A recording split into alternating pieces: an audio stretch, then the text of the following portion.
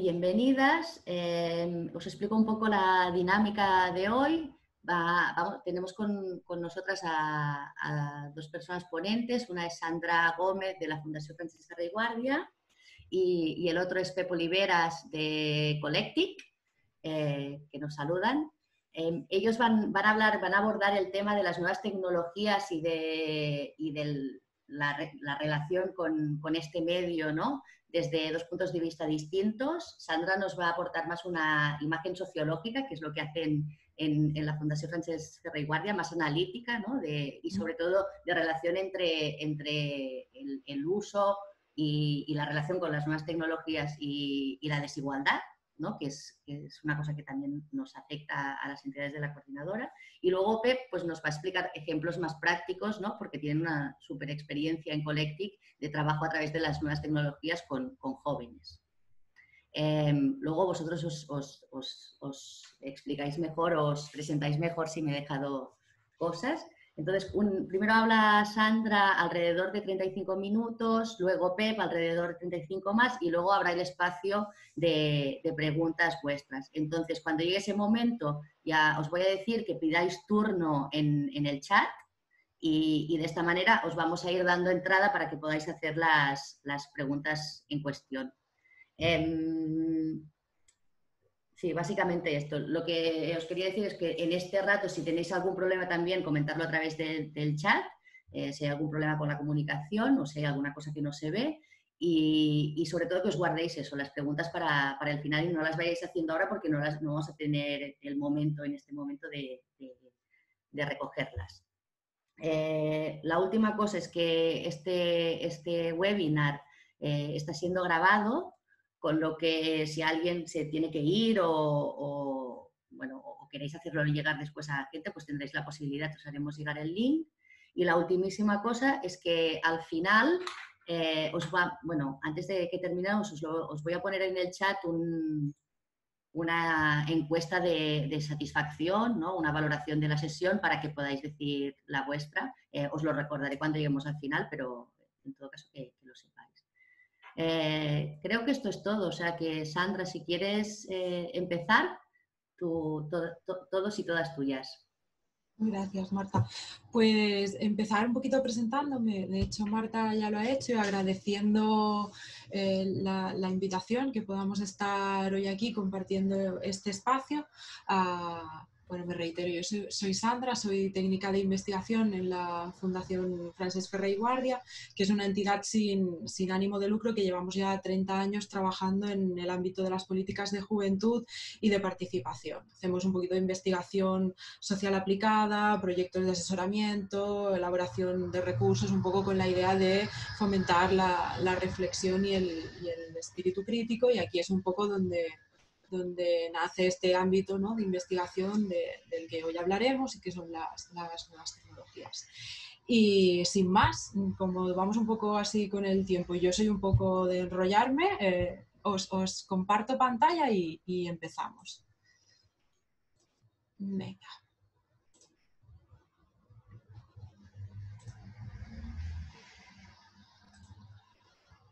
Vale. Comentaros un poco que mi intervención, voy a hacer una cosa, que es que me voy a quitar los auriculares porque no me oigo a mí misma y es como un poco extraño. Luego los recupero, pero es como oírse de lejos. Os comentaba que mi intervención está pensada un poco como en dos bloques, como os comentaba Marta, y la idea es daros un poco de marco contextual, primero de la brecha digital, ¿no? Cuando hablamos de tecnologías hoy en día, de las TIC, no podemos dejar de hablar de las desigualdades que hay detrás de estas. Yo creo que las últimas semanas, los últimos acontecimientos han puesto como el escenario perfecto para evidenciarlas, para evidenciar estas desigualdades, y dedicaremos una segunda parte a hablar de riesgos y oportunidades de las TIC, ¿no? Y desde este marco de brecha digital, cómo podemos abordarlo desde las entidades sociales. Si os parece, empezamos con el primer bloque que os decía, ¿no? Una pequeña introducción a la brecha digital. Bueno, es innegable que las nuevas tecnologías suponen mar, ¿no?, de oportunidades, son innegables las oportunidades que suponen, pero no les podemos atribuir un papel en el que en el que eliminan las desigualdades sociales, ¿no? Como toda realidad que es revolucionaria o que es transformadora, esta viene también acompañada de importantes desigualdades. Es más, no pasa a ser...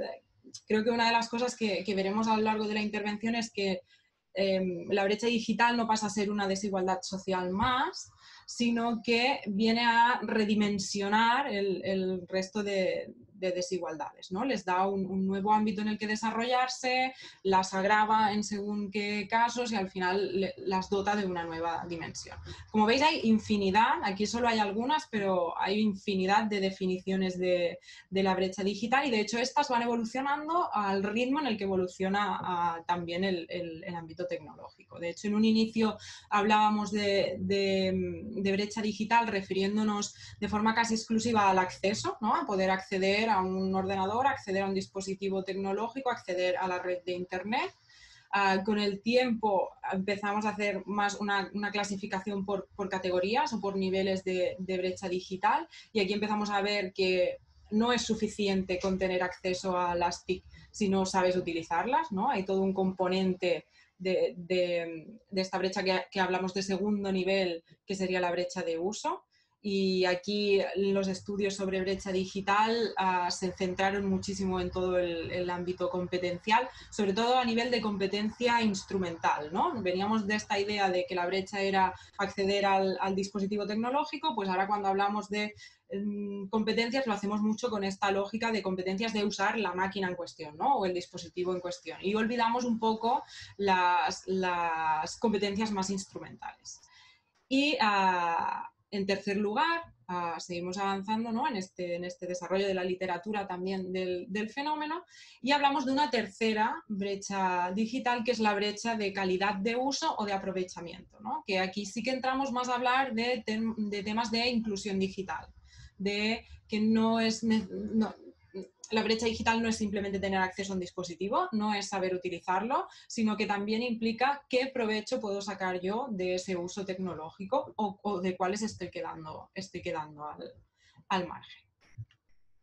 En este sentido, la Fundación hace relativamente poco publicamos un estudio en el que hablábamos de brecha digital y educación. Era un estudio que estaba muy enfocado a niños y adolescentes, básicamente, pero en el que nos dimos cuenta que necesitábamos crear como un marco metodológico previo para decidir cómo analizábamos este fenómeno, ¿no? Y cuando nos pusimos a esto, nos dimos cuenta de que en realidad no tenía mucho sentido que nos limitáramos a infancia y adolescencia, a juventud, sino que tenía sentido que lo viéramos desde una óptica de ciclo de vida. Entonces decidimos analizar la brecha digital en estas tres dimensiones que os comentaba ahora, acceso, uso y aprovechamiento, y definir toda una serie de indicadores y de variables que utilizaríamos para analizar cada una de estas dimensiones. ¿Por qué os pongo este esquema? Porque me parece interesante trasladar que en el grueso de la literatura, ¿no?, o de los estudios de investigación, incluso a nivel internacional, que se han generado sobre este fenómeno, siempre se le ha dado mucho peso, o se ha tendido a darle mucho peso a toda la parte de acceso, ¿no? Venimos de esta rémora inicial de que la brecha digital era tener acceso a un dispositivo. En la parte de uso igual, ¿no? Toda la parte competencial mucho más orientada a la vertiente instrumental. Sin embargo, no se ha tendido a darle como mucha importancia a la brecha de aprovechamiento, a la brecha de calidad de uso, y hay pocos estudios que se hayan dedicado a analizar en profundidad qué indicadores, qué variables, qué impactos tiene la brecha digital en este sentido. Entonces, un poco quería poner en valor que si os fijáis en el esquema, justamente a la hora de nosotros crear este marco metodológico y de indicadores, lo que hicimos fue del revés, ¿no? Hay todo un peso más grande de indicadores y de variables destinadas a analizar este tercer nivel de brecha digital, que era el que nos parecía que al final iba a determinar que los usos digitales que hicieran las personas fueran usos efectivos y que eso era lo que iba a condicionar de una manera o de otra el desarrollo en una sociedad digital. Pues bien, si os parece, empezamos por el primer nivel, ¿no? Por la brecha de acceso. A nivel de brecha de acceso analizaremos tres indicadores. Lo que hemos hecho un poco es recoger datos o reflexiones que nos puedan mostrar un poco cuál es el estado de la cuestión en este sentido. ¿Cómo estamos hoy en día a nivel de brecha digital? Empezamos por el acceso y seguro que estas últimas semanas habéis escuchado varias voces que hablaban de que en España no había brecha digital. Bueno, no es el objetivo, pero una de las cosas que seguramente veremos es que esto no es así, o al menos no es así entre las personas que se encuentran en situación de vulnerabilidad. Si bien es cierto que se ha generalizado el acceso a las TIC en los últimos años, sobre todo si nos fijamos en el acceso al smartphone, ya podéis ver, estos son datos del INE 2019, un 99% de los encuestados, las personas que participan, manifiesta tener acceso a un smartphone. Pero si nos fijamos en otros elementos como el acceso al ordenador, vemos que esto ya no está así, ¿no? Que tenemos alrededor de un 20% de hogares que no disponen de este dispositivo, y si además hilamos un poco más fino e introducimos otras variables como el nivel de ingreso de los hogares, vemos que hay en torno a un 42% de hogares que tienen ingresos inferiores a los 900 euros en los que no hay ordenador. ¿Por qué destaco el tema del ordenador? Porque el ordenador nos permite hacer toda una serie de actividades, de funciones mucho más específicas que el smartphone, y esto acarrea que desarrollamos una serie de competencias que son instrumentales, pero que también permiten el desarrollo de otras competencias que son sustanciales, y que al no poder acceder al ordenador dejamos de adquirir estos aprendizajes, dejamos de adquirir estas competencias. Lo mismo sucede con el acceso a Internet, ¿no? Vemos que hay un 91% de hogares que sí podrían acceder a Internet y un 9% que no. A nivel estatal esto.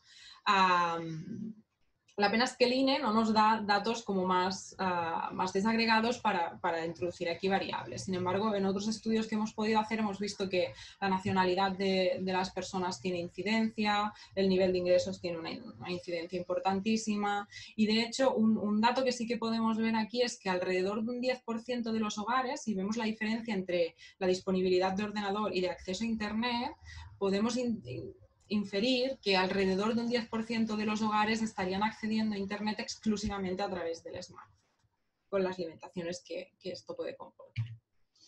Un segundo indicador cuando hablamos de acceso es el tema de la autonomía. Yo creo que no se nos escapa que hoy en día acceder a Internet implica un coste, tanto si es a través de una línea fija en el hogar como un plan de datos móviles, ¿no? Una tarifa de datos móviles, que sea lo suficientemente amplia como para que nos permita no tener que economizar usos. Es decir, que no tengamos que priorizar un uso por encima del otro para intentar ahorrar y que estos datos que tenemos contratados nos duren el máximo posible, ¿no?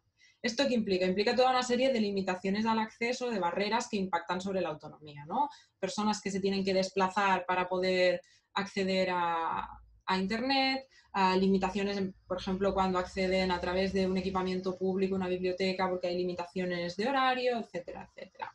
Si os fijáis en este esquema, lo que vemos en el gráfico es que al final las personas con menos recursos son las personas que acceden en menor medida a Internet desde el hogar. Como os comentaba, la COVID-19 nos ha puesto como el escenario perfecto para ver que estas desigualdades son importantísimas, porque en el momento en el que no hemos podido salir de casa, esta alternativa que tenían muchas personas cuando no podían acceder desde el hogar, que era desplazarse, no lo sé, a la biblioteca, a un punto wifi público, a un punto Omnia, etcétera, esta alternativa desaparece. Cuando desaparece, entonces la brecha la tenemos como en un escenario, tenemos el foco centrado aquí, perfecto, lo vemos de forma perfecta, pero esto ya existía antes, ¿no? Recogíamos aquí el tema de los niños y los adolescentes. ¿Por qué? Porque la brecha de acceso tiene un impacto especial, ¿no? O especialmente gravoso en su caso.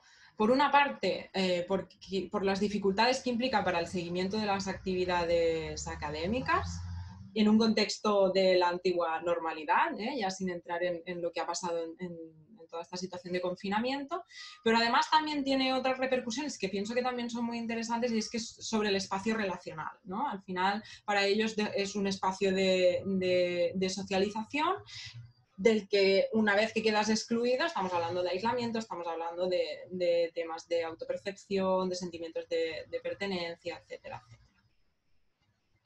Seguimos un poquito.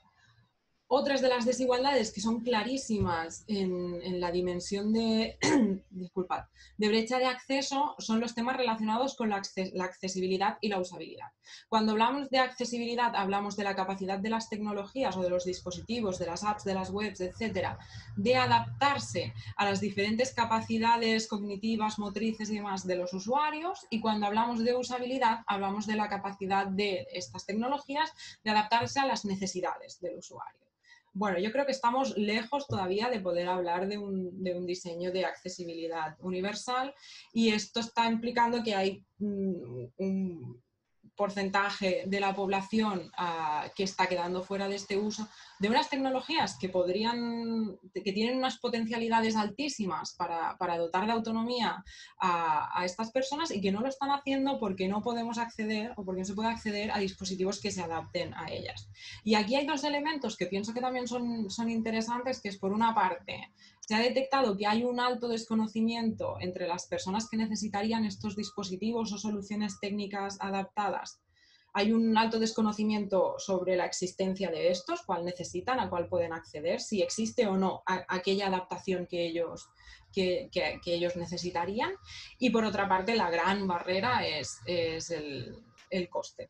La percepción de que el coste es más alto, y lo es. De hecho, la mayor parte de las empresas que están involucradas en desarrollar este tipo de dispositivos o de adaptaciones no son empresas tecnológicas ni de telefonía. En su mayoría hablamos de empresas de ortopedia y este tipo de adaptaciones, que son las que se implican en encontrar una solución. Aquí hay un tema que es interesante y que daría para debate y para reflexión, que es quién está detrás de este diseño tecnológico, ¿no? Y al final, cuando pensamos en quién diseña tecnología, lo que vemos es que es un modelo muy concreto, ¿no? Hombre, clase media, blanco. Lo que quiero decir con esto es, cuando hay una falta de diversidad en quien está pensando y está diseñando la tecnología, evidentemente hay una falta de representatividad de las realidades que encontramos socialmente. Bien, avanzamos un poquito. Pasamos a esta segunda dimensión, ¿no? Hasta este segundo nivel, el que decíamos la brecha de uso. En este sentido, hemos analizado 4 indicadores. Por una parte, la intensidad de uso. En segundo lugar, la diversidad de uso. En tercer lugar, la capacitación digital. Y por último, las competencias y habilidades. Antes de empezar con cada uno de estos indicadores, destacaros que una de las conclusiones claras del análisis de esta segunda brecha es que todos estos elementos o estos indicadores se interrelacionan muchísimo, se retroalimentan los unos a los otros, que las limitaciones que traemos de la brecha de acceso impactan sobre cada uno de estos, y que cada uno de estos impacta también sobre la brecha de acceso. Y lo pongo un poco con ejemplos, que si no, así es un poco complejo de entender. Si venimos de limitaciones de acceso, ¿no? El poder acceder a los recursos, a los dispositivos, a los equipamientos TIC necesarios y a la red cuando sea necesario, con la autonomía y con las menores limitaciones posibles, impactará también sobre la intensidad con la que yo pueda utilizar las TIC. Si no puedo acceder, si no tengo autonomía, si tengo muchos problemas, evidentemente la intensidad de uso que yo podré hacer será mucho más baja. Sin embargo, si os fijáis aquí, estos son resultados de un estudio que justamente hemos presentado hoy, que se ha elaborado para la taula del tercer sector social de Cataluña, y que hace referencia a la brecha digital en las personas que son usuarias de entidades sociales. Este estudio, alguno de los datos que nos mostraba es que el nivel de implantación de las TIC en nuestro día a día, o sea, la conexión a diario, el uso que hacemos cada día de estas tecnologías, es elevado en realidad. Nos encontramos ante un 84% de niñas y adolescentes, niños, niñas y adolescentes que se conectan a diario, y un 73% en el caso de adultos. De nuevo, la brecha de acceso más la intensidad de uso que yo pueda hacer también condicionará la diversidad de usos que haga, ¿no? Si tengo limitaciones para acceder, si la intensidad con la que puedo relacionarme con las TIC no es muy elevada, al final la diversidad de usos que podré llevar a cabo tampoco lo será. En este sentido, ¿qué impactos tendría, ¿no? Si la diversidad de usos es limitada, ya sea porque necesito priorizar algunos de los usos digitales porque sé que mi tarifa de datos no va a llegar a acabar el mes y sé que ese es más prioritario. Si no tengo los conocimientos necesarios para hacer otros usos. Al final esta diversidad va a hacer que pierda, una baja diversidad de uso va a hacer que pierda oportunidades de aprendizaje, oportunidades de desarrollar competencias, oportunidades de realizar usos que tengan un provecho, que sean provechosos, que tengan un impacto que vaya más allá de la esfera digital y que trascienda en mi realidad offline. Como veis aquí hay la distribución, estos son resultados del estudio que os comentaba.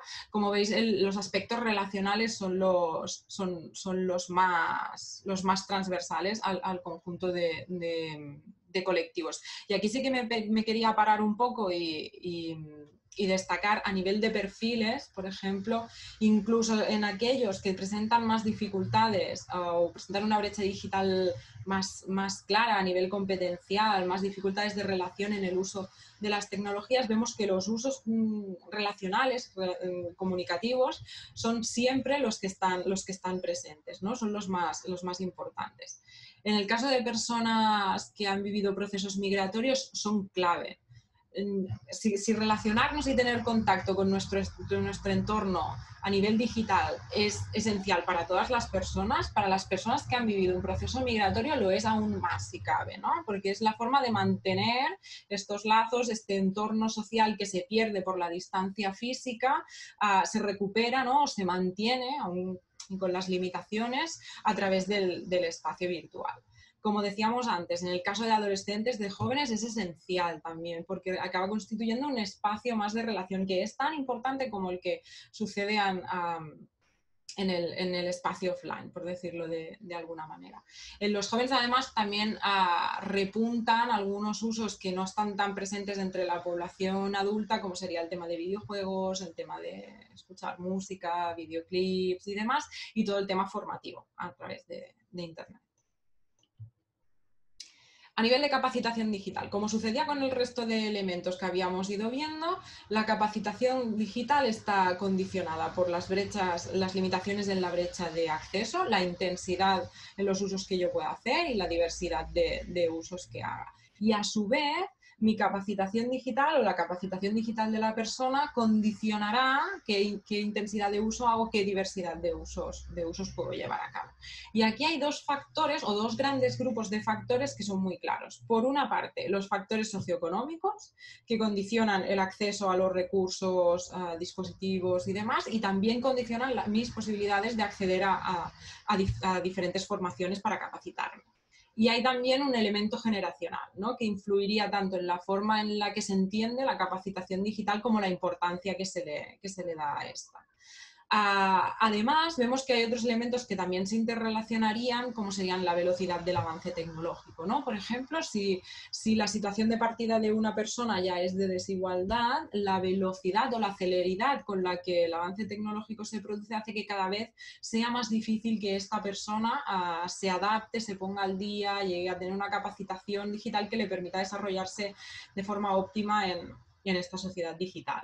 Hay otros elementos como la percepción de dificultad que tenga cada persona para alcanzar los conocimientos digitales. Entran temas de autoestima, de interés por aprender, de la utilidad que se percibe o no de estos medios digitales, de la percepción de necesidad que yo tengo, que la persona tiene de los conocimientos digitales, el capital cultural de la persona, el capital social y los objetivos que persigue con este uso tecnológico.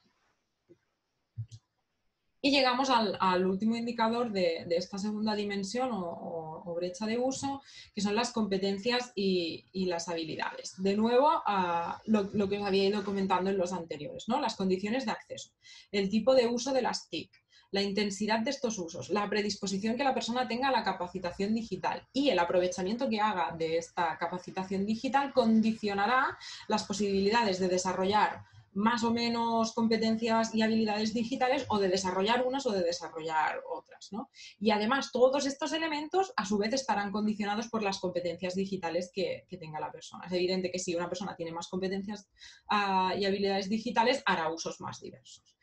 Y aquí pienso que es importante reafirmar algo que ya hemos ido comentando, y es que las competencias instrumentales, si bien en el conjunto en el grueso de la literatura y de las investigaciones sobre el tema se le ha dado muchísima importancia, yo creo que es una herencia que viene de esto, ¿no? De que empezábamos a hablar de brecha digital como una brecha de acceso, ¿no? Y nos centrábamos mucho en el dispositivo, en la tecnología como tal. Al final, disponer de estas competencias instrumentales, ¿no? De saber utilizar la máquina en cuestión, es importante, pero al final solo es la condición previa para poder desarrollar aquellas competencias sustanciales que van a ser las que van a tener un mayor impacto sobre el uso efectivo de las TIC y que por tanto van a resultar esenciales para desarrollarnos satisfactoriamente en una sociedad digital. Y en este sentido volvemos a aquella diapositiva inicial en la que hablábamos del acceso al ordenador, y lo que vemos es que el predominio en el uso del teléfono móvil por encima del ordenador lo que está provocando es que hay todo un grueso de competencias instrumentales que se podrían desarrollar a través del uso del ordenador, ¿no? Que se podrían entrenar utilizando este dispositivo, que no se están desarrollando, y que esto a su vez está impidiendo adquirir toda una serie de competencias sustanciales que además son las que a nivel laboral, por ejemplo, son las que se están demandando más, ¿no? A nivel de competencias sustanciales, los estudios nos han mostrado que esta brecha de uso se manifiesta en limitaciones, en dificultades, en problemáticas en relación a diferentes esferas: el tratamiento de la información, aspectos comunicativos, aspectos de creación de contenido, de seguridad, de resolución de problemas, etc. Saltamos a este tercer nivel de brecha digital, que es la brecha que llamamos de aprovechamiento o de calidad de uso, y creo que si una conclusión es clara del análisis de este nivel de brecha es que no hay inclusión digital cuando todos podemos acceder o utilizar las nuevas tecnologías, sino que hay inclusión digital cuando todos tenemos las mismas oportunidades para sacar provecho de las TIC. Las limitaciones que existen en esta capacidad de traducir el acceso y el uso de las TIC. Cuando hablamos de provechos, hablo de aprovechamientos, mejor dicho, hablo de ser capaz de traducir el uso en impactos o en resultados que son favorables para mí fuera de la esfera digital, es decir, que impactan de forma favorable en la esfera offline, ¿no? Y aquí lo que vemos es que la estratificación digital se está reproduciendo oh sorpresa, ¿no? Se está reproduciendo en el entorno digital. Y como sucedía en el resto de niveles de brecha que hemos ido repasando, las condiciones socioeconómicas de las personas son un condicionante clave, pero también y de forma especial lo son los capitales sociales y culturales, ¿no? Que van a condicionar la forma en que estas personas van a acceder a la red y los provechos o los aprovechamientos que van a poder hacer de estos usos digitales. Comentaros que, como veíais en esta diapositiva del marco metodológico que os presentaba al principio, en nuestro modelo metodológico caben distintos aprovechamientos. Ahora es posible que me deje alguno, pero laboral, social, educativo, relacional, de bienestar y salud, institucional. No estoy segura, creo que me dejo alguno. La historia es que hay varios aprovechamientos, o que la tercera brecha estaría presente en varias esferas. Por el tipo de colectivo al que normalmente os dirigís, he pensado que sería interesante que analizáramos o que entráramos más en profundidad en tres de estos, que pienso que son de los más relevantes, sobre todo cuando hablamos de población en situación de vulnerabilidad, y que son el laboral, el institucional y el educativo. Si os parece. A nivel de aprovechamiento laboral, lo que vemos es que las brechas digitales condicionan los aprovechamientos que puede realizar la persona en este ámbito, en el ámbito laboral, de dos maneras. Por una parte, condicionan las capacidades de esta persona de adaptarse a las demandas TIC del mercado, ¿no? Como veíamos, estas demandas de capacitación tecnológica cada vez son y serán más elevadas. La brecha digital condicionaría la forma en que yo puedo adaptarme a las demandas del mercado y, por otra parte, también condicionaría mi capacidad, la capacidad de la persona de adaptarse al mismo proceso de búsqueda de empleo en el que Internet está claro que ha adquirido una posición central.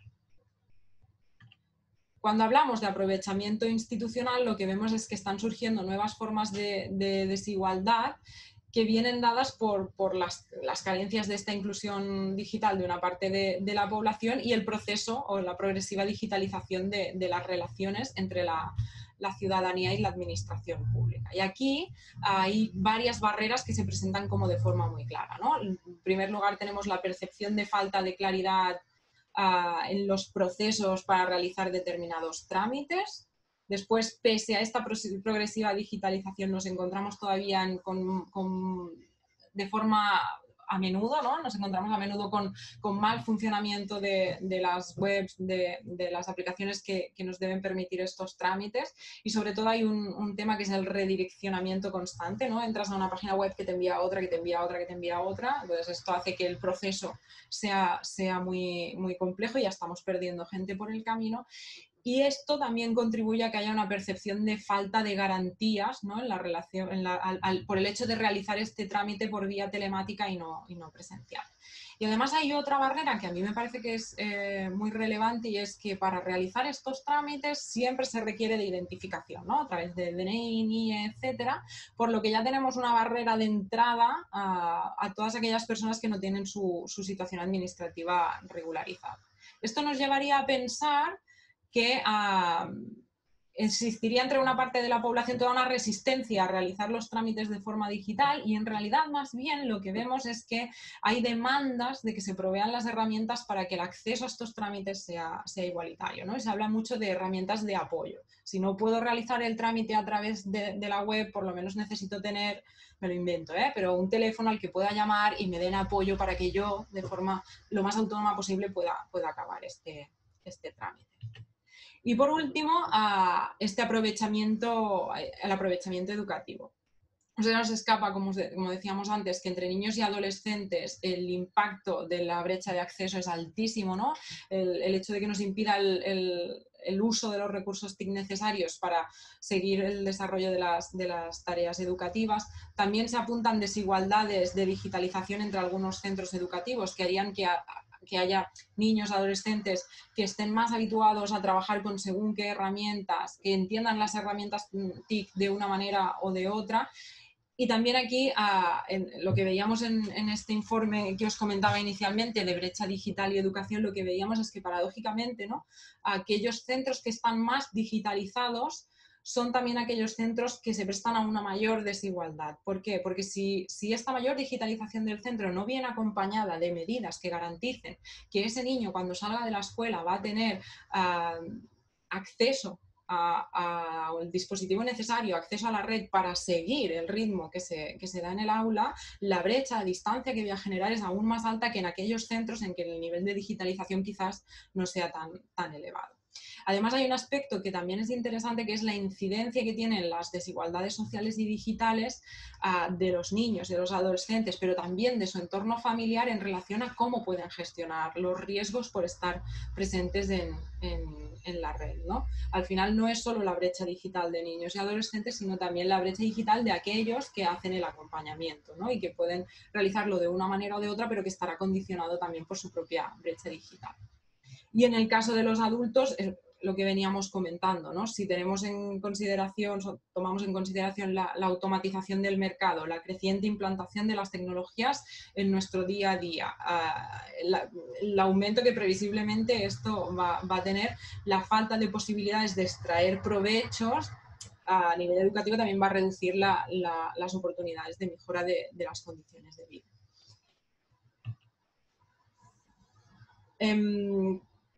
Tendríamos por ahora estos tres grandes bloques y...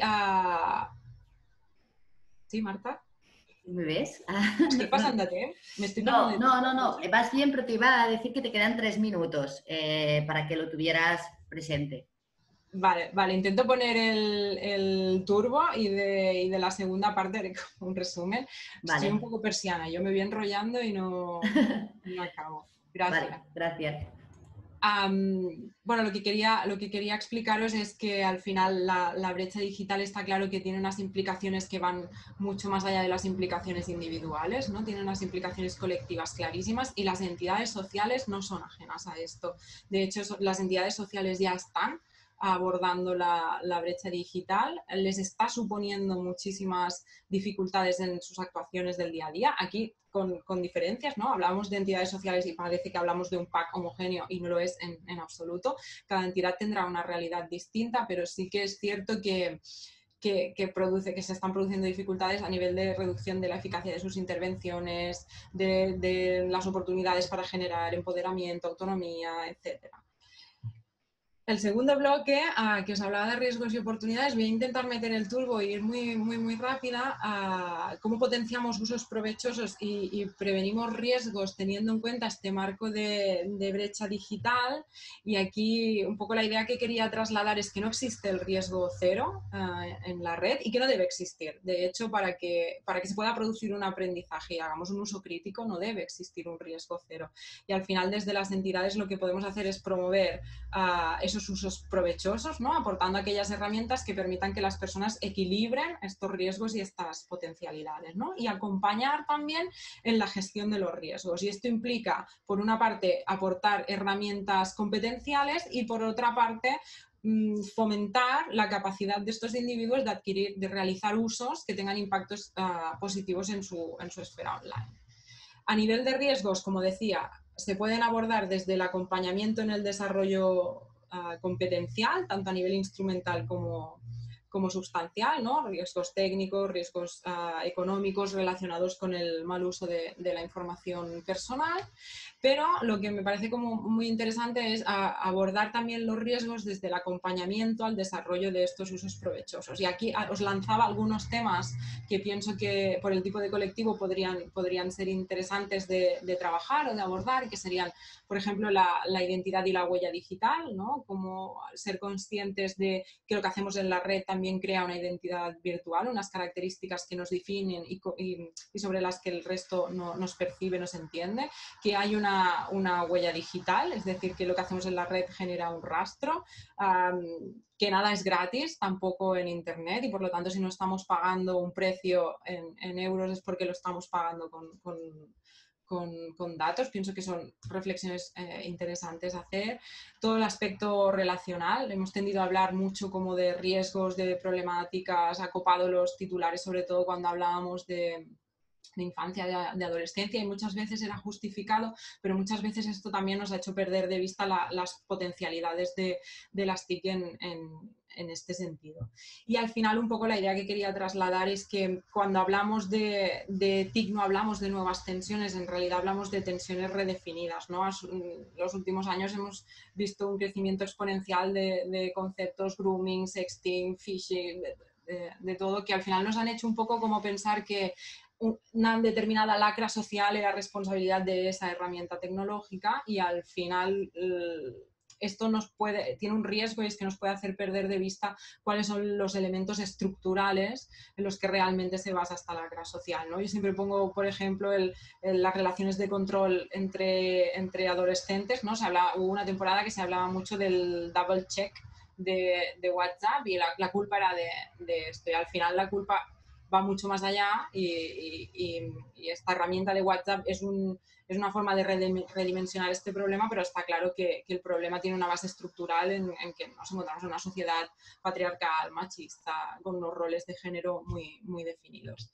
Y quería solo acabar exponiendo esta idea de que las entidades ya están abordando la brecha digital y que hacen un trabajo encomiable, y que muchas veces lo hacen a nivel de proveer acceso, lo hacen también a nivel de proveer de alfabetización digital, de formación en relación a los usos, pero que pienso que también es muy interesante que empoderemos a las entidades para que, más allá de la alfabetización, hablemos de las TIC desde el fomento del pensamiento crítico, ¿no? De fomentar los usos provechosos, la gestión de los riesgos también desde este pensamiento crítico y con un objetivo de libertad. Y por aquí, que ya me he excedido, acabamos y os doy las gracias y doy paso a Pep. Muchas gracias, Sandra. Eso sí. Muchas gracias, Sandra.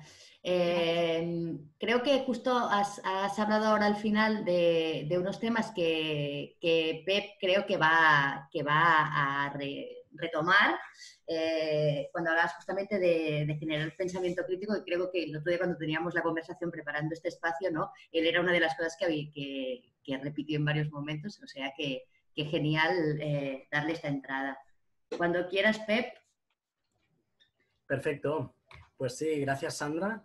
Yo hoy justamente he tenido la suerte de poder también participar en la presentación de este estudio que nos compartía ahora Sandra en la tabla Altarses Acto y realmente todavía no lo he podido analizar en detalle, ¿no? Pero ya he tenido 2 oportunidades de recibir esta presentación y decir, ¿no? Que para las entidades, supongo que para todas vosotras, pero yo también, hablando como entidad, creo que este tipo de estudios y trabajos no solo resultan muy útiles para el trabajo que hacemos en nuestro día a día, sino que también ponen en valor, ¿no? y ponen en el escenario, ¿no? de la opinión pública un problema que nos encontramos a diario y con el que batallamos y con el que siempre nos faltan recursos y a veces pues herramientas que justamente esto es lo que me pedía Marta un poco que os trasladara o que os compartiera hoy, ¿no? ¿Qué herramientas podemos usar en estos acompañamientos que hacemos, especialmente con jóvenes, especialmente con colectivo de jóvenes en situación de riesgo de exclusión, y qué herramientas utilizamos, ¿no? En este mundo digital en el que nos encontramos, cómo afrontamos estos acompañamientos y cómo los ayudamos en el transcurrir de su camino y cómo una cosa que puede ser un problema, que es la brecha, puede llegar a ser un puente, ¿no? Entonces, un poquito, permitirme que me presente, pues como decía Marta, soy Pep. Yo me defino, me incluyo dentro de un perfil profesional que no es muy conocido, pero que estamos ahí reivindicándolo, ¿no? Lo que sería dinamizador social digital, también se le llama agente de innovación digital, dinamizador digital comunitario. Bueno, hay muchas palabrejas.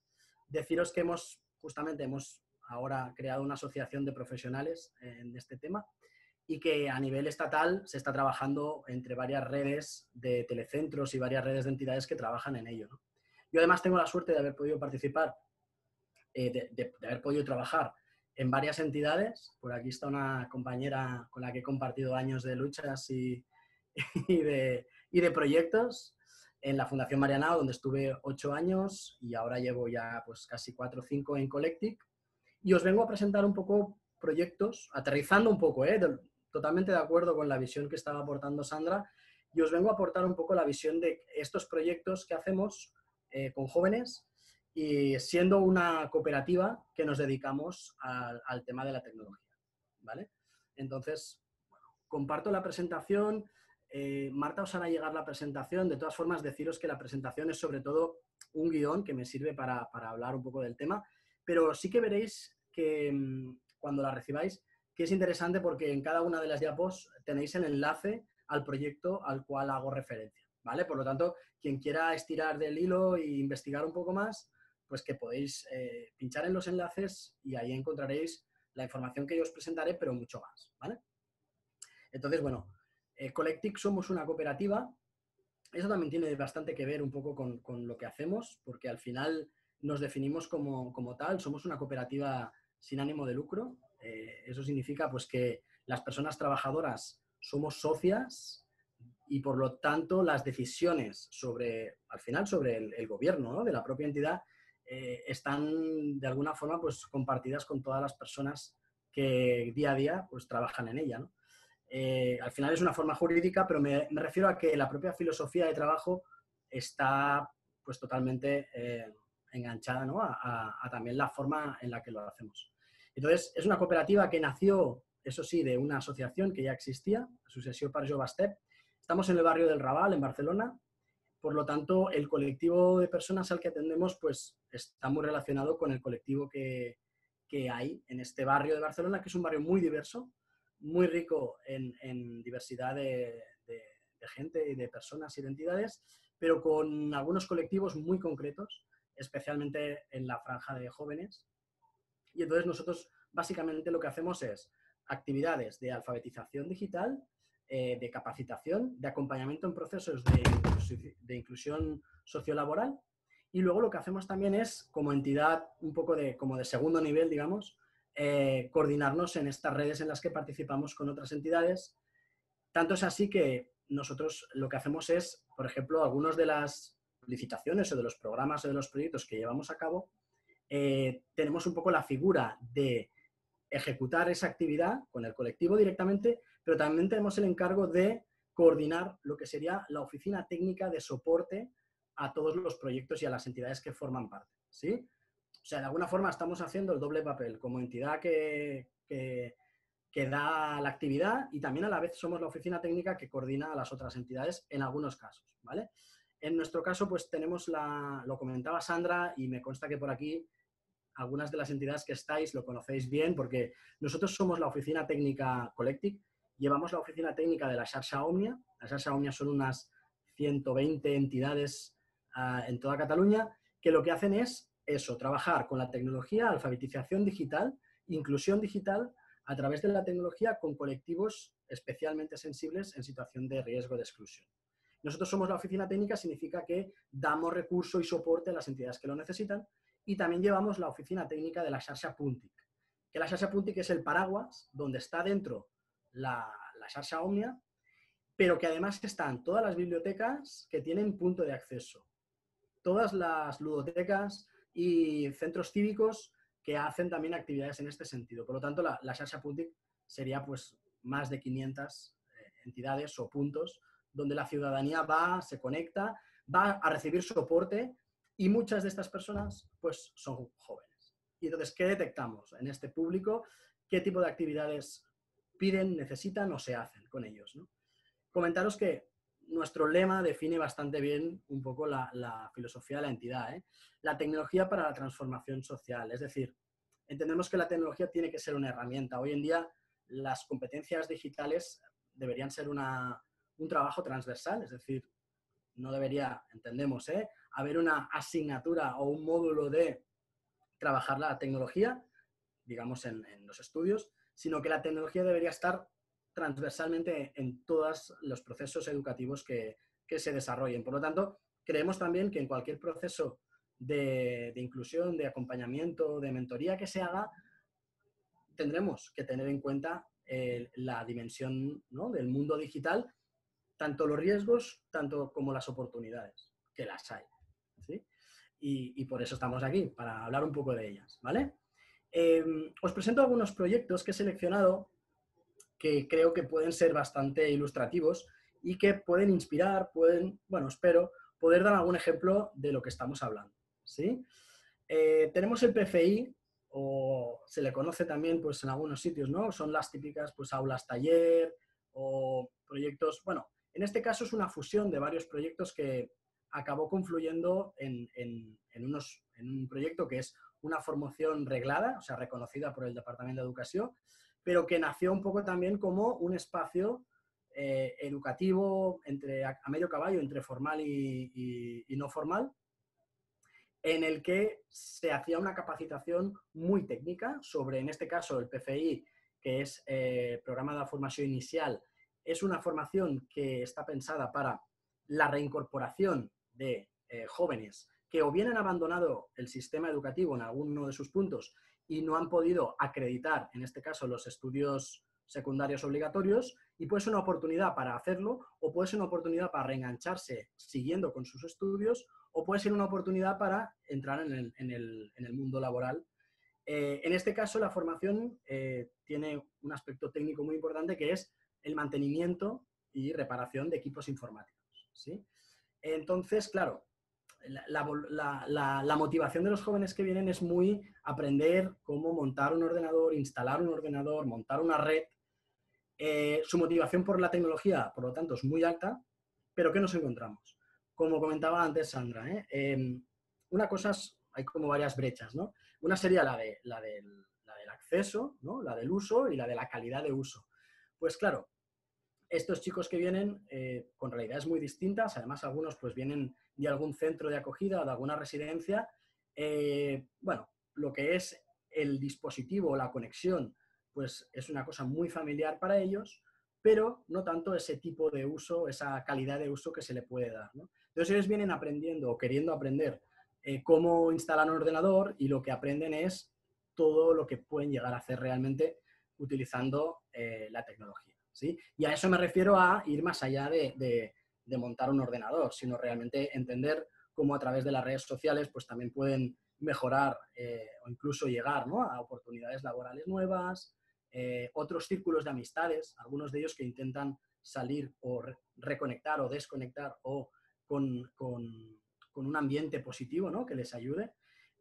Algunos están en procesos, ¿no?, de acompañamiento, de mentoría, y lo que quieren es encontrar, ¿no?, un espacio donde sentirse a gusto, donde sentirse seguro. Y bueno, el espacio presencial es uno de ellos, pero entender que a través de la tecnología puedes encontrar también soporte, pues es una cosa que es muy importante, ¿no?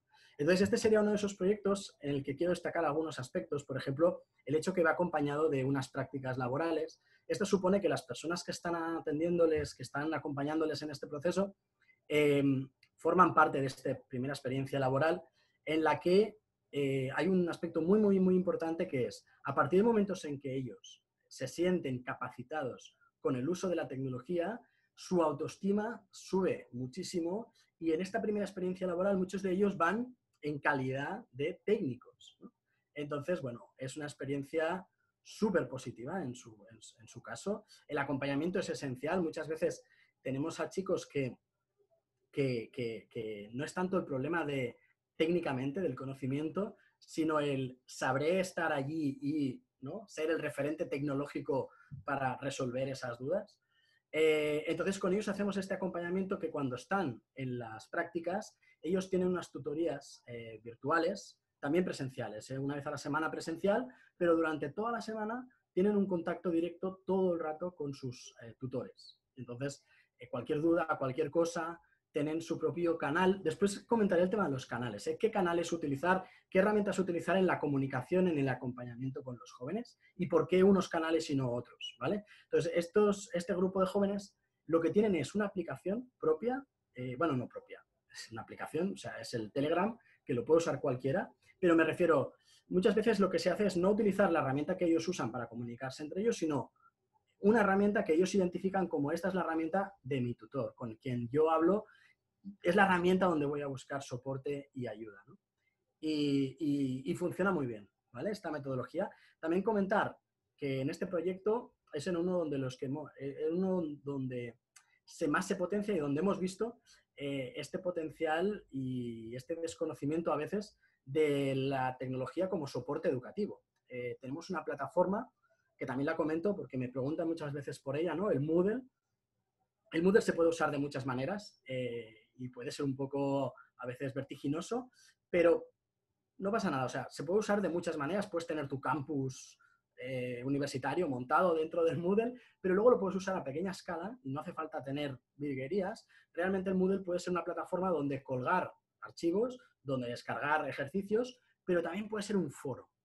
Puede ser un foro entre alumnos, donde entre alumnos se ayudan entre ellos. Entonces, esta parte del proyecto es súper interesante, porque muchas veces, más allá del trabajo que hacen los tutores y los profes, yo de hecho he sido uno de los profes concretamente en la parte de programación y robótica, pero ellos tienen sus propios espacios, ¿no? Entonces yo he participado del foro como uno más y veo cómo se ayudan entre ellos, ¿no? No es una cosa que se dé de forma esporádica y desde el principio, pero sí que es uno de los objetivos del proyecto, llegar a eso. Llegar a eso, y cuando se acaba el curso, es verdad que este curso ha sido muy atípico, os habrá pasado a todas, pero lo hemos notado especialmente porque cuando hemos estado en situación de confinamiento, prácticamente todos los chavales hemos tenido, siempre lo hay, un tanto por ciento de desconexión o de abandono, en el que intentas pues luego hacer la tarea de recuperación de los jóvenes, pero un índice altísimo de participación en la plataforma por parte de todos los chavales. Entonces, bueno, nos da que pensar que ha sido como una herramienta que nos ha salvado, pero que, ¿no?, en un uso normal, en una situación normalizada, también es un gran potencial para usarlo. Hablaré luego también de este proyecto porque lo voy a enlazar con otras cosas, ¿vale? Pero de todos los que tenemos, yo creo que es uno de los que podríamos destacar el papel de la tecnología y cómo esta, ¿no?, autoestima de los chavales crece enormemente. Una preocupación que tenemos, por cierto, y aprovecho para destacarlo, como podéis ver en la foto, pues no hay chicas, ¿vale? No significa que no las haya habido, pero el índice de chicas que participan en este tipo de proyectos es muy bajo. Esto tiene que ver con la brecha de género en la tecnología, que ya de por sí es muy alta. En un espacio normalizado, quiero decir, pues yo mismo, ¿no? Yo vengo del ámbito tecnológico, aunque mi vocación ha sido social y de la docencia, pero mi formación es técnica. Y en informática os puedo asegurar pues, que hace 20 años había 2 chicas en una clase de 40 alumnos, ¿no? Esto no es tan así hoy en día, pero sigue pasando. Entonces, se sigue reproduciendo también en proyectos de este tipo. Y bueno, es una cosa que luego os comentaré cómo la trabajamos. Otro proyecto que destaco especialmente y además con una característica o una idiosincrasia muy especial, algunos ya lo conocéis, algunos de vosotros participáis o incluso tenéis conocimiento o habéis colaborado con algún Punomia. El Punomia sería un espacio más no formal o incluso informal. Es un espacio donde los jóvenes acuden como un espacio abierto de soporte. Tiene incluso su parte del proyecto que es soporte a estudiar, ¿no? O sea, vienen jóvenes que vienen y están en el instituto y tienen su espacio de estudio donde la persona dinamizadora en ese momento les ayuda a desarrollar o a desenvolverse pues, con los trabajos que tienen del cole, lo que sea. Pero también tiene una parte educativa, no solo no formal, sino también más formal, en la que hacen actividades de alfabetización, ¿vale? O sea, hay cursos de, pues, más del ámbito multimedia, creación digital. Por ejemplo, pues uno de los proyectos más interesantes, yo creo, relacionados con el Omnia, sería una radio, ¿no? Una radio tipo podcast, tipo streaming por internet, en la que los propios jóvenes desarrollan sus programas previamente habiéndolo trabajado con los educadores, ¿no? Escogen un tema, lo desarrollan, hacen el guión, graban el programa y luego lo cuelgan, ¿no? Entonces, bueno, toda esta parte, todos estos pasos, lo que conlleva elegir el tema, ponerse de acuerdo, lo que conlleva investigar sobre el tema. En todos estos pasos hay un uso de la tecnología, hay un empoderamiento, por supuesto, ¿no? Por su parte, son ellos quienes deben decidir y quienes deben presentarlo. Hay un trabajo en equipo, que muchas veces este trabajo es presencial, pero luego lo siguen en sus casas, por lo tanto, tenemos que proporcionarles este apoyo, este soporte, incluso enseñarles cómo utilizar estas herramientas. Algunas de ellas las comentaré incluso, cuáles son las que utilizamos desde el Omnia. Y básicamente nos damos cuenta de un dato que decía Sandra, ¿no? Y que lo confirmo, lo puedo corroborar, que es que todos los jóvenes que vienen, tanto los del PFI, pero especialmente en el Omnia, todos traen smartphone, todos tienen smartphone. No todos tienen portátil. Algunos lo tienen y lo traen, otros lo tienen y no lo traen. Pero smartphone todos tienen, ¿no? Y entonces a veces hay cosas cuando les pides, ¿no? Que tienen que hacer un escrito, un guión, que lo tienen que pasar a otro tipo de archivo y colgarlo. Ahí te das cuenta donde el tema de capacitación, ¿no? Donde la alfabetización digital va más allá, ¿no? Tengo móvil, sé usar el móvil, sé usar el Instagram, ya está, ¿no? Soy nativo digital, no tienes nada que explicarme. No. De hecho, muchas veces ellos se dan cuenta, ¿no? Los primeros, de decir, bueno, yo soy nativo digital y sé utilizar las redes sociales, pero me doy cuenta que para estudiar, para encontrar trabajo, para no sé qué, no tengo ese conocimiento y tengo que adquirirlo porque veo que es súper importante, ¿no? También destacar de este proyecto un hecho muy interesante, sobre todo relacionando con el tema de mentoría, pero me atrevería a decir que para muchos otros tipos de intervención, el tema intergeneracional, ¿vale? Los Punts Omnia, explicar pues que atienden a un rango de colectivo muy amplio, de hecho es un poco esa la voluntad del programa, y en este caso el proyecto Omnia no depende del Departamento de Educación como sí lo hace el del PFI, este depende de la DGAC, de Afers Socials, ¿vale? De Asuntos Sociales, y en este caso la vertiente social es muy importante. Entonces, hay un colectivo, por ejemplo, de gente mayor, hay colectivos específicos, por ejemplo, colectivo específico de mujeres migradas, por ejemplo, que tienen su propio espacio de ellas porque hacen una actividad exclusiva. Tenemos también personas en búsqueda de trabajo. Es decir, todos estos colectivos trabajan o desarrollan alguna actividad o vienen a buscar alguna actividad en el Omnia y en algún momento de estas actividades coinciden con un grupo de jóvenes que quizá o bien en algún momento forma parte de ese colectivo o bien en algún momento coinciden por horarios en esa actividad, ¿no? Y entonces me refiero uno al lado del otro o uno sale y otro entra y entonces a veces provocamos expresamente que unos tengan que presentar a los otros qué están haciendo. Entonces, eso también es una cosa muy, muy importante. Decir que el hecho, ¿no? La experiencia de un joven explicándole a una persona mayor qué es el Instagram, cómo se usa el WhatsApp, etcétera, etcétera, hemos tenido una experiencia muy positiva a destacar, por ejemplo, seleccionar a alguno de estos jóvenes que vienen al Omnia motivados y darle el encargo de, oye, mira, estoy haciendo esta cápsula formativa, ¿te interesa este tema? Te veo capaz, lo haces muy bien, te ayudo, lo preparamos y tú lo explicas. Éxito total, o sea, por todas partes, ¿no?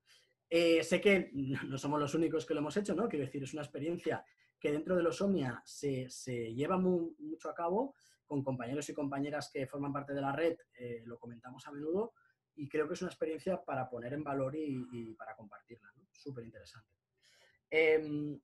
También decir, ¿no? Que comentaba Sandra, he recopilado algunos datos que también forman parte de esta realidad, o sea, me sirve también para verificar y para decir que efectivamente, ¿no? Esta visión, este estudio sobre la brecha, como en las actividades concretas, ¿cómo se plasma? Pues muchos de estos jóvenes, la primera vez que vienen, o muchas de las primeras veces que vienen, es que vienen buscando la wifi. Oye, Pep, ¿me puedo conectar a la wifi, verdad? Me han dicho que aquí tenéis wifi, ¿no? Tengo que hacer una cosa un momento, ¿me dejas el ordenador?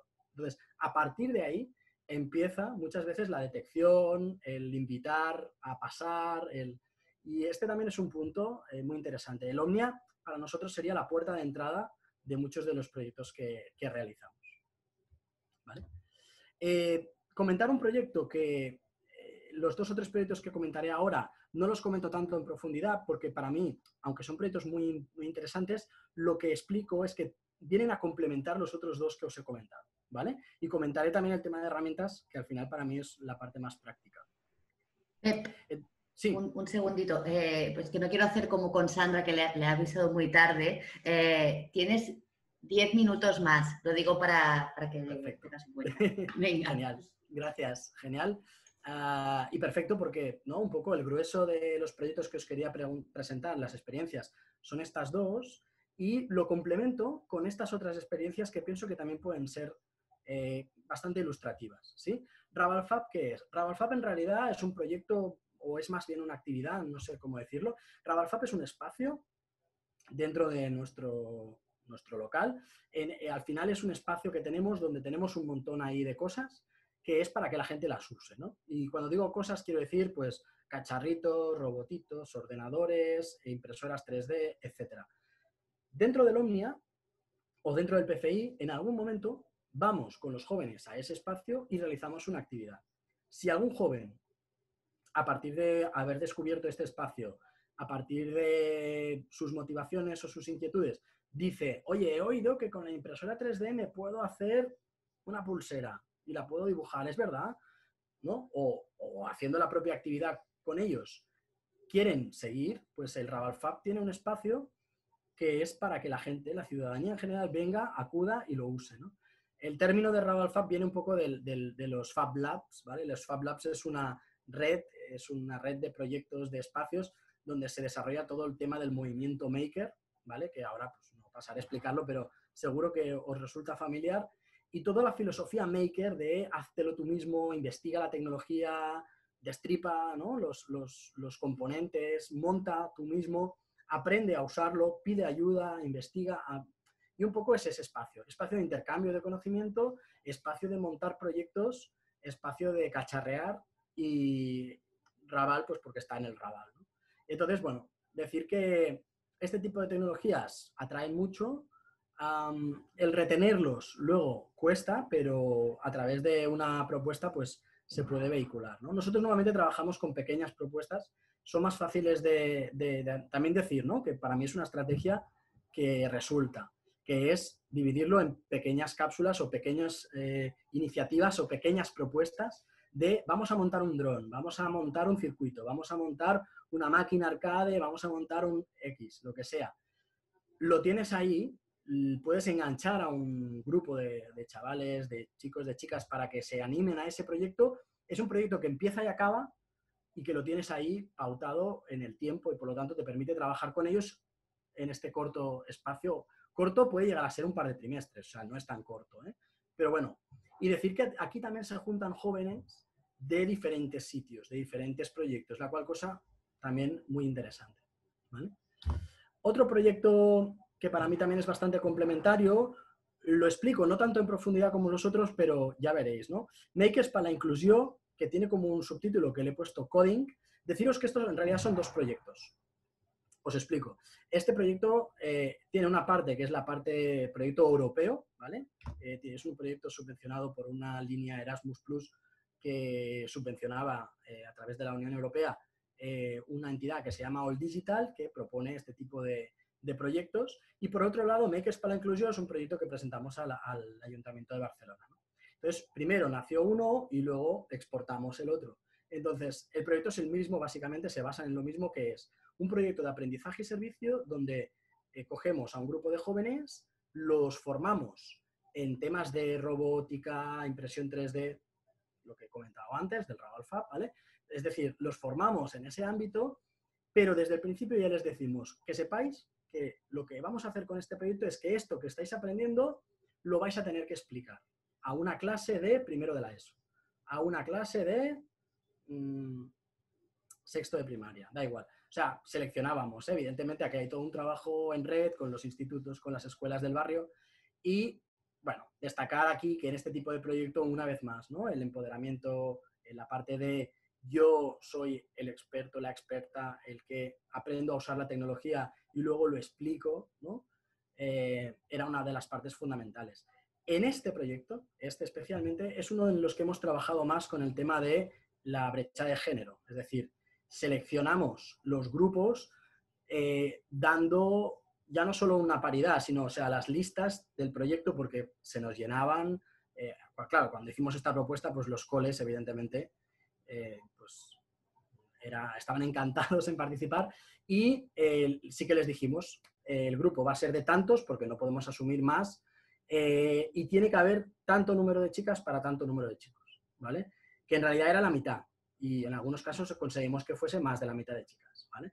Y aquí es donde, bueno, pues con esto también trabajamos con este tipo de proyectos las vocaciones científicas y el tema de los referentes. Imaginaros para una alumna, pues, no sé, la Amina de primero de la ESO, que le está viniendo su compañera de tercero y que viene como experta de tecnología y les explica cómo montar un robot, pues, ¿no? El referente también es súper importante.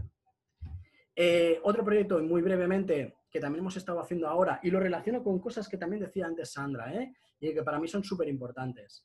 Las fake news, ¿no? El uso que le damos a Internet, la veracidad de los datos, el ser crítico, la visión esta crítica, Get Your Facts Straight, es un proyecto en el que hemos trabajado todo esto, ¿no? ¿Qué es la desinformación? ¿Cómo se dan todo este flujo de información a través de las redes sociales? ¿Cómo nos llega la información? ¿Cómo podemos verificar esa información? Bueno, destacarlo porque creo que es muy importante. Y Passatal Floss, ¿vale? Passatal Floss es un proyecto en el que hemos trabajado con los jóvenes del PCI, los jóvenes que os comentaba del primer proyecto, y en lo que hacemos es un proyecto presentado para la CHES, la Xarxa de Economía Social y Solidaria, ¿vale? De entidades del sector social, de la economía social, en el que proponemos que las entidades, por un tema de filosofía, por un tema de coherencia ideológica, abandonen las herramientas GAFAM, las herramientas de programario de software privativo, abandonen estas herramientas que lo que hacen es recogerte, ¿no? Datos privados y exportarlos y utilizarlos de forma comercial incluso, y utilizarlos como con programas libres, ¿no? Con software libre. Y no solo con la filosofía del software libre en la que tú eres la persona que tiene ¿no? la soberanía de los datos, sino que además toda la filosofía esta de compartir el conocimiento, el software libre, software abierto, donde tú puedes ver las especificaciones del programa, puedes aprender cómo está hecho, puedes acceder al código. Evidentemente, pues como con ellos hacíamos temas de programación, llegaban a ver incluso cómo estaban hechos los programas, y el papel de los jóvenes en este caso era ser los consultores tecnológicos, eran los agentes de cambio, evidentemente con nuestra tutorización y acompañamiento, pero ellos lo que hacían era, mira, os vengo a instalar el LibreOffice, vosotros estáis utilizando el Word, pues yo os voy a enseñar a utilizar el LibreOffice, que en realidad se parece mucho al Word, pero ya veréis que tiene algunas características distintas, Entonces les hacía la parte de la instalación y también la parte de acompañamiento, ¿no? Entonces para nosotros es súper importante deciros que los jóvenes esta parte filosófica, ¿no? la han entendido desde el primer momento y muchos de ellos la han visto como una oportunidad, como decir, tomo control, ¿no? Me empodero de esta herramienta y yo tomo parte activa y crítica en el mundo tecnológico y hago bandera, ¿no? de un uso de la tecnología de forma responsable, crítica. Entonces, bueno, para ellos muchas veces desconocía completamente este mundo y abrazo el mundo digital de la cultura libre, ¿no? de forma inmediata, ¿no? A veces había el miedo un poco de, bueno, si no saben usar Linux, ¿qué? Pero claro, a veces nos encontramos que no sabe usar Linux, pero un chaval que tampoco ha tenido formación en el ámbito digital y que da igual porque tampoco conoce Windows, desconocer Linux para él es lo mismo que desconocer el Mac o que desconocer Android o que desconocer Linux o Windows. Entonces, ¿por qué no aprender directamente con software libre, ¿no? Y un poco esa ha sido la línea de actuación, ¿vale? Muy brevemente, herramientas y recursos. ¿Qué canales y herramientas? Algunos los he comentado. Deciros que aquí algunas estrategias que han servido en estos proyectos que os comentaba. Ya os digo, en la presentación, si pincháis en las imágenes, iréis a la página web y ahí tenéis un mogollón de información más. Pero para no alargarme e ir cerrando, deciros que algunos consejos, algunas cosas que a nosotros nos han funcionado bien, que yo recomiendo, ¿no? Identificar canales que los chavales no estén usando ya para una u otra finalidad y que puedan ser su canal de soporte, de ayuda. Es decir, el WhatsApp es su espacio de relación informal. Tener dentro del WhatsApp a tu profe y poderle hablar con él está muy bien. Pero bueno, eso aparte de que tiene problemas de privacidad, pues yo mismo como docente, como profe, como tutor, tener que dar mi móvil y tener que estar ahí. Luego está el móvil de la entidad, evidentemente, pero bueno, a veces es complicado. En cambio, usar una herramienta, puede ser, en este caso os propongo Telegram, pero hay otra herramienta que se llama Mattermost, también os la dejaré enlazada, que es una herramienta que tú te registras, es gratuito, es software libre, puedes instalarlo o puedes utilizar un servidor gratuito, ¿vale? Y es una herramienta exclusiva para eso. Se usa igual que el WhatsApp, por lo tanto, a nivel de uso es fácil llegar a entender cómo se hace. Y para ellos es la herramienta que yo uso. No es la herramienta que yo uso con los colegas para hablar, es la herramienta que yo uso para hablar con mi tutor, o mi tutora, o mi mentor, o mi mentora. Bueno, deciros que para mí es una estrategia que veo que ha funcionado. No digo que no puedas usar el Facebook, el Twitter, el Instagram o el WhatsApp para hablar con ellos, pero deciros que una experiencia que hemos detectado como buena práctica es poder tener este canal casi exclusivo, me atrevería a decir, en el que tú desarrollas esta relación, ¿no? Mentora, de acompañamiento, y el chaval identifica esa herramienta como su espacio seguro, ¿vale? Complementariedad de la presencialidad con la presencia. Bueno, decir aquí, yo siempre le doy mucho valor a la experiencia personal, presencial, física. Es verdad que ahora con el tema del distanciamiento social ya veremos cómo se hace esto de las tutorías, pero decir que la posibilidad de un joven de sentirse acompañado todos los días a través de una herramienta donde sabe que puede enviar, sabe que puede preguntar y será respondido, aparte de tener una tutoría donde se va a encontrar con alguien, incluso para hacer seguimiento, ¿cómo vas? Lo que comentamos el otro día, ¿qué tal está? Muchas veces nos ha ayudado a hacer esta mejora, ¿no? Y este seguimiento. No digo 24 horas, 7 días a la semana, Digo, tú tienes una tutoría con un chaval y no lo ves hasta dentro de unos días. Mientras tanto, mantienes una comunicación con él. Aquí es una de las oportunidades de la tecnología, ¿sí? Entonces, Evidentemente hay que vigilar, ¿eh? Con muchos temas, pues tema seguridad, tema privacidad, tema adicciones, pero la tecnología nos permite tener este canal abierto y os aseguro que los jóvenes lo tienen muy, muy, muy en cuenta, ¿vale? Imagen y reputación digital, bueno, también ha salido antes en el tema de Sandra y es uno de los temas que más trabajamos con ellos, especialmente con el tema de PCI, lo que os decía de las experiencias laborales, donde una de las cosas que les apoyamos y les intentamos acompañar es en esta creación de su imagen digital. Esto para nosotros no solo es que tú creas una imagen, que es lo que proyectas a las redes, ¿no? Sino que en este proceso de creación de esta imagen digital tú te estás reconstruyendo a ti mismo, tú estás proyectando lo que quieres ser. Por lo tanto, sí que, hablando antes de las fake news y la desinformación, no es tanto crear una imagen falsa sobre ti mismo, no es tanto crear una realidad paralela del Instagram donde todo es bonito, sino yo qué quiero ser, dónde quiero ir, cuál es mi perfil profesional, cuál es, ¿no? Y eso es lo que quiero. Entonces, no se trata de poner un currículum falso, se trata de poner qué es lo que tú sabes hacer, cuáles son tus capacidades y tus competencias y trabajar en esa imagen, ¿no? Y tener mucho cuidado con qué compartes, a quién, cómo, etcétera, etcétera.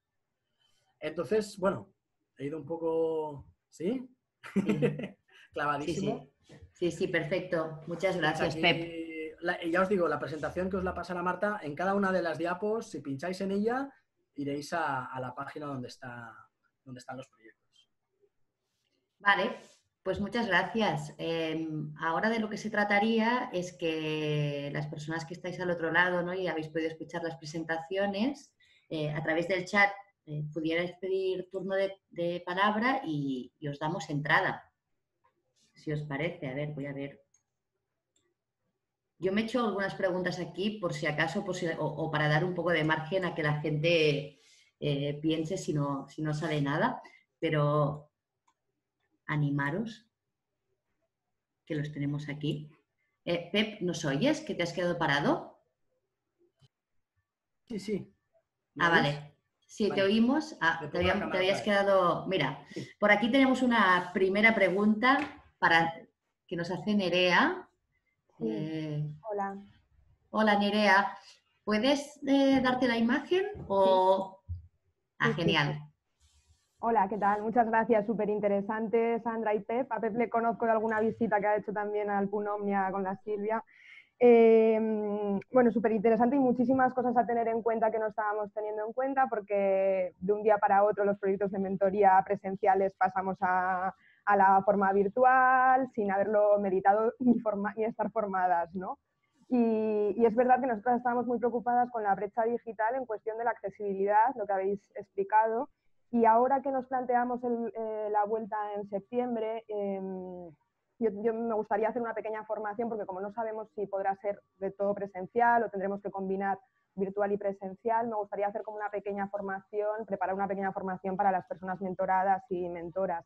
Y os quería preguntar si hay alguna recomendación de por dónde empezar esta formación, porque habéis comentado muchísimos temas, entonces no sé si es más importante comenzar por el uso responsable, los riesgos, ¿no?, de estas relaciones de manera virtual, o empezar más sobre la capacitación o sobre los usos provechosos.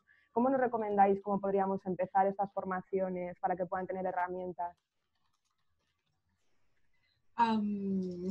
Es pregunta de 10, ¿eh? Es complicada. Yo pienso que una de las claves es, supongo que no es tan fácil, pero una de las claves es ver cada uno de los grupos de mentorados, en realidad en qué momento se encuentra y qué necesidades específicas puede tener o no. Esto es algo súper complejo, pero al final es algo esencial, ¿no? Cuando hablamos de abordar la brecha digital desde las entidades sociales, una de las cosas con las que nos encontramos es que muchas veces la propia entidad le resulta muy difícil, entre su base de datos, la información que tiene de sus usuarios, saber qué nivel, ¿no?, de capacitación digital o de brecha estamos teniendo. Yo pienso que eso es algo como esencial, ¿no? Poder saber en qué punto está cada uno de estos chicos. Sí que es cierto que a la hora de establecer una relación virtual puede ser una buena manera, ¿no? Hablar como de una buena manera de empezar esta esta formación podría ser esta, ¿no? No sé si tanto de riesgos, pero sí pues como qué criterios de éxito o de provecho o por dónde podemos empezar a... Pep comentaba varias cosas, ¿no? De cómo los enganchamos, ¿no? Cómo enganchamos, cómo mantenemos el vínculo. Yo pienso que eso es algo que seguro que a los mentores y a las mentoras les puede resultar muy, muy interesante. Yo a mí solo añadir, me tira mucho la parte, de técnico, ¿no? Y al final siempre acabo tirando por ahí, también por la motivación. Entonces yo lo que hago es, con los diferentes grupos que tenemos, siempre tirar de un tema. Es decir, pues tú vienes porque te gusta la música. Vamos a hacer formación en temas de edición de audio. Tú no sabes, tú, chaval, tú, joven, no sabes que yo te voy a hacer formación en programario libre, visión crítica, uso responsable de los datos, visión de género, ¿no? O sea, tú no lo sabes. Tú piensas que vas a venir a aprender a hacer edición de música online, pero te voy a hacer todo eso, ¿no? Entonces, un poco como un poco, ¿no? La agenda oculta, yo tiro mucho de la motivación. Pep, quiero aprender a hacer una página web, ¿no? Vale, vamos a hacer una página web. ¿Qué necesitamos para la página web? ¿No? Pues ahí empezamos con todo el tema y detección, sobre todo, porque muchas veces lo que te dicen es lo que quieren hacer, pero no te dicen lo que no saben hacer, ¿no? Entonces ahí es detectar también. Y muchas veces no menospreciar, es decir, me he encontrado con chicos, con chicas que aún a pesar de tener un nivel de alfabetización muy desigual y en algunos casos muy bajos, por ejemplo en lectoescritura, pero en otros temas desarrollarse muy bien, ¿no? Y tener una capacidad de discurso o una capacidad de argumentación o de detección o de creatividad brutal, ¿no? Entonces, ahí dejarles manga ancha, ¿no? Pero yo siempre tiro de un tema que les motiva y ahí les engancho. Y les hago pasar muchas veces por la clase del Omnia en la que van a hacer procesador de texto. No me lo habían pedido, pero ellos mismos, al final, ¿no? Mi intención es que vean que eso les va a servir. De acuerdo, gracias. Vale, gracias. Nada, os lo he comentado por el chat, pero si os queréis poner la imagen las otras personas y así nos vemos ahora que estamos hablando, estaría chulo. Genial.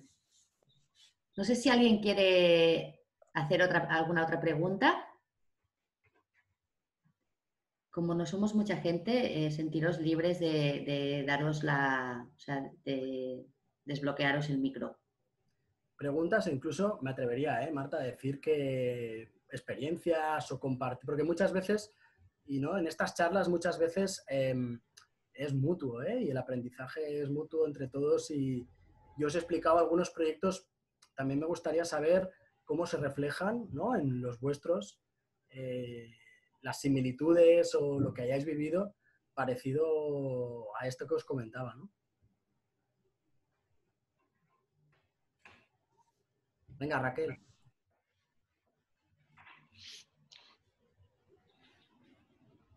Perdona, no, yo solo quería comentar dos cosas. Una cosa que me ha gustado mucho, a lo mejor he cortado a Raquel que iba a hablar, no, es el tema que lo encuentro muy interesante, el tema de elementos, como hay una sobreexposición también digital, o sea, también hay yo estoy hartísimo ya de esto, de las videoconferencias, o sea, y yo lo encuentro muy cansino ya todo esto, pero me ha gustado mucho el elemento este de encontrar canales que se diferencien de comunicación.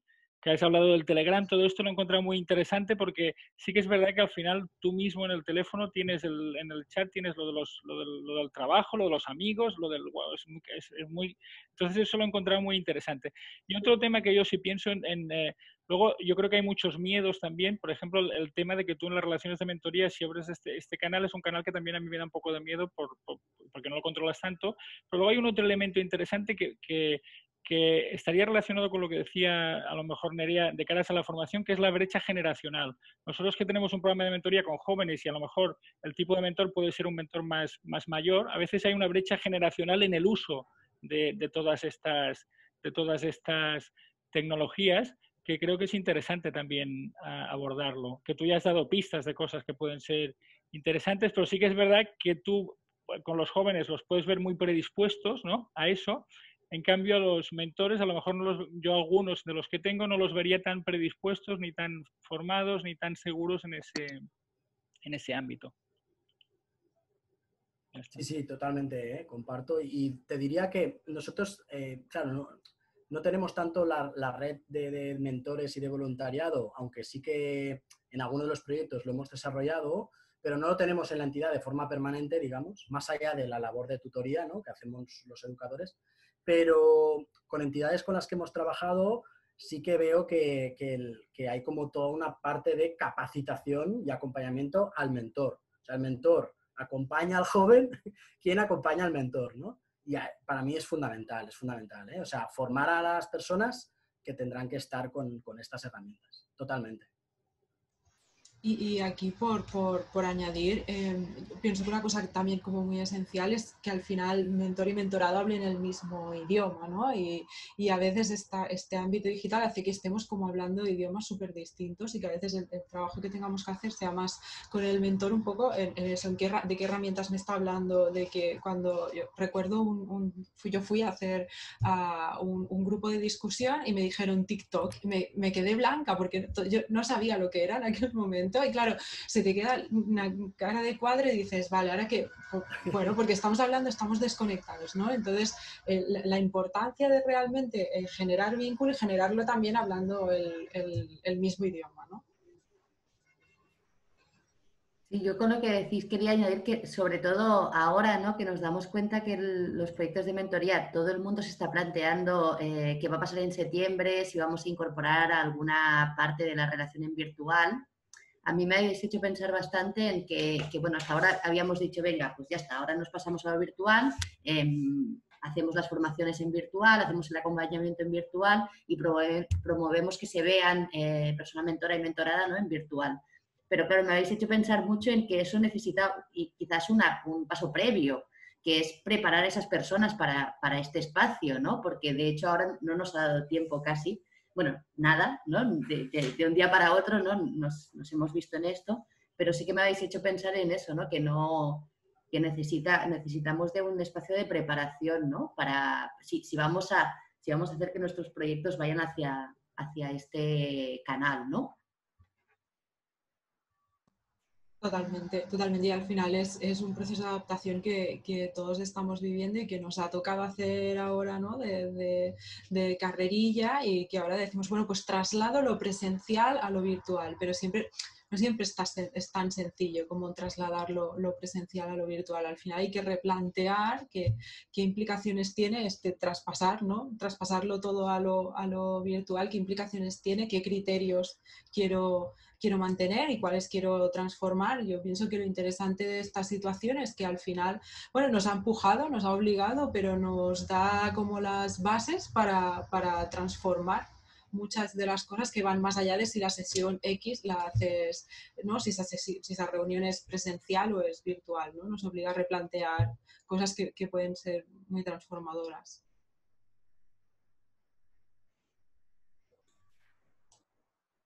No sé si alguien quiere añadir algo más, tiene alguna pregunta. No sé si Raquel antes iba a preguntar algo, me ha parecido. Raquel iba a decir algo, la he visto yo.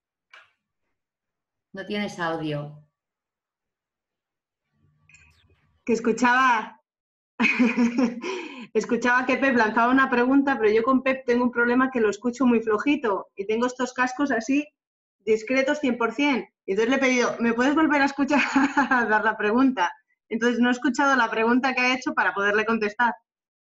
No, pero creo que David ya la había contestado. No, yo decía que más allá de hacer preguntas, ¿no?, de que expliquéis también un poco vuestra experiencia y compartir un poco estos proyectos.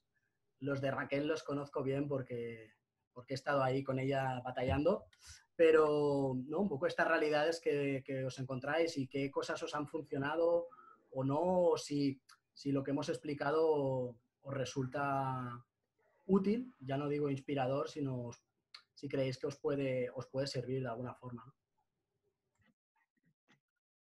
En este sentido, el análisis que ha hecho Sandra, ¿no?, de todo el tema de la brecha digital, yo nunca me lo hubiera planteado que tenía tantas vertientes, o sea, ha sido como, no sé quién ha preguntado por el chat, ¿lo vais a enviar, no? El documento, y han dicho sí, digo, bien, porque si tuviera que seguirlo así me costaba, porque era súper intenso, creo que era poco tiempo, y en el sentido, o sea, que hay mucha cosa para poder, ¿no?, tener de base y reflexionar para poder avanzar, y en el sentido de lo que decía Pep, nosotros estamos en una versión ahora ya de 2.0 de los proyectos que habíamos compartido juntos, y sí que estamos planteándonos hacer semipresencial de cara, ¿vale? La Bla Taller como el Bici Boy y cosas así, semipresencial, que Dios nos coja confesados. Y sí que habíamos, ¿no?, recogiendo un poco lo que también decía Marta, sí que estamos diciendo que al principio, casi que la primera quincena de septiembre, sí que sería intentar favorecer que fuera presencial para todo el tema de crear un vínculo siempre y cuando se pueda, ¿vale? Pero sería que sea presencial y que esos 15 días fueran para formar en competencias, TICs, porque nos hemos dado cuenta, pues lo que, ¿no?, han dicho ellos, que son nativos digitales, pero que adjuntar un documento les ha costado la vida, ahora todo el drama de las prescripciones online, que las estamos haciendo, ¿no? Nos tiramos una hora cuando siempre acompañábamos, pero desde una sala ahora es totalmente.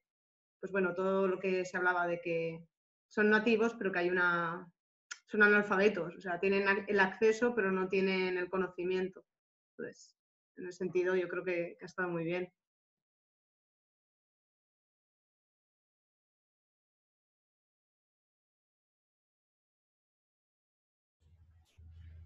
Sí, yo también quería, si nos podéis comentar algo sobre las adicciones, porque era una cosa que me preocupaba también, como no sé si ahora estamos fomentándolas más con la mentoría virtual o no sabíamos muy bien cómo lo estábamos haciendo, porque había algunos mentores que sí que nos decían, es que solamente se quiere conectar para jugar al FIFA o para jugar a no sé qué, y decíamos, bueno, pues igual échate una partidita, ¿no? Pero claro, no sabíamos si estábamos ayudando a fomentar algunas adicciones o no sé si nos podéis comentar alguna recomendación en este aspecto o al contrario, se puede enseñar a hacer un buen uso de las tecnologías y puede ayudar a bajar esas adicciones.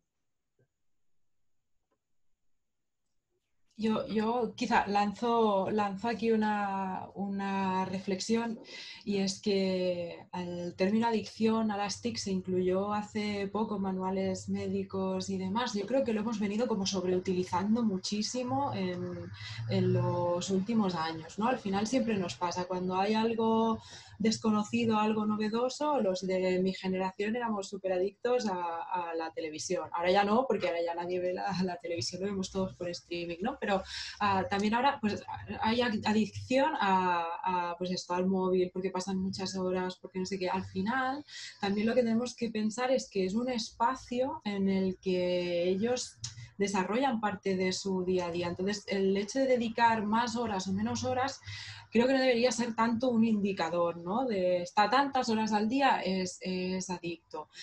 Yo pienso que lo que hay que valorar más es qué incidencia tiene ese uso que hace en su día a día. ¿Realmente le está quitando cosas o le está aportando cosas? ¿Está dificultando que se desarrolle de forma óptima en otros ámbitos? Vale, pues entonces vamos a abordarlo. Evidentemente que sí que habrá situaciones, no digo con esto que no haya situaciones de adicción, ¿eh? Evidentemente que las hay, y por ejemplo el tema del juego online, bingo online y demás es una muestra clarísima. Ahora, también es verdad, el porcentaje de jóvenes que hay aquí no es tan alto como nos pensamos. De hecho, temas de bingo online y de esto de casas de apuestas y demás, fijaros solo en el tipo de publicidad que se hace. Normalmente, soy malísima para estas cosas, nunca recuerdo los nombres. Hay un señor que sale en Sálvame y que es el que anuncia esto. Pensad a qué tipo de público va dirigido, ¿eh? Señora de 40, 50 que a esas horas está viendo ese programa un sábado por la noche. Al final, buena parte del perfil aquí es este también, ¿no? Que a veces todo tendemos a pensar que es